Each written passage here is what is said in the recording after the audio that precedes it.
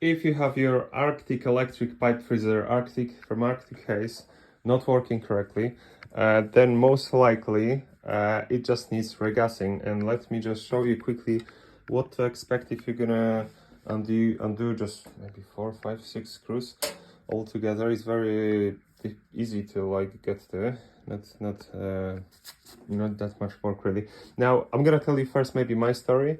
So I had it like for about 4 years. I used it about 20 times, although the last time when I used it was for about 3 hours. I just went to the shop, came back, and found that the frost from pipes was all melted. The unit overheated. I didn't know really what's going on, and contacted the manufacturer. They said that it just needs maybe regassing, and they asked me for £130 to do it. I think this is not bad price, but because it happened after like 4 years, you know, who knows, maybe next time it will happen in 2 years. I thought, yeah, I'm probably gonna keep this unit for a long time, probably 10, 15, 20 years.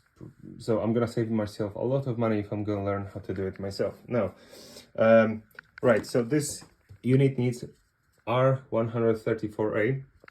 It comes with a, you need to top it up with a gas like this, and it needs to be, the gas needs to be added when unit is running.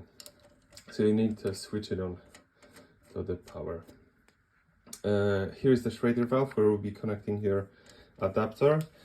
Mine came without the inside pin, so I had to bodge it a little bit. You'll either get the right adapter, which is not this one, or maybe put a pin, which will be transferring this pin in here into there, or you can do it how I did that. So I've undid the pin until I heard the hissing, screwed quickly this one on. I know, very unprofessional. And then I put this one on in here. Okay? And that get me to the point where I could regas it. The gauge is a bit funny. Sometimes it's gonna be so. If you're gonna do it my way, then it's gonna be obviously you need to wait until gas pressure from the hose will be transferred into that, because that's not obviously gonna be open full blast. So in other words, I'll probably recommend to like get the right adapter for easy doing. But okay, what else? Now my biggest problem, so I found out that it was overheating. In here the compressor was overheating, so that was very difficult to touch, and that's the indication that something is wrong with the gas. Either when it's undergassed or it's overgassed. I know because I overgassed it. I went with the higher end. I thought, ooh, if green is green, then how about if I'm gonna go to 55? No, that's not good. You need to aim for lower end. My lower end, if we'll look at that and believe that this is right, is gonna be about 35-40. So you need to be somewhere rather here. So don't do my mistake, don't go in here, because you'll have the same results. This will overheat, at least did for me, and the frost started melting down, and the unit had to cool down until it will be used again.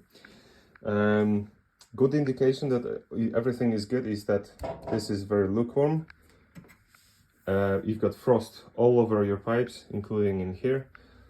And it's just, you can run it all the time, probably like you see in exhibitions. They've got this unit connected for hours, and it doesn't need to be cycling, doesn't need to be switched off or switched back on. It can go and go and go regardless to the weather outside, even when it's 25. Well, yeah, when my problems began, I thought that it's just too hot because it was 30 degrees outside. That's not the case. That shouldn't be the case. So yeah, learn my lessons and hear my story, and then yeah, that's in short term.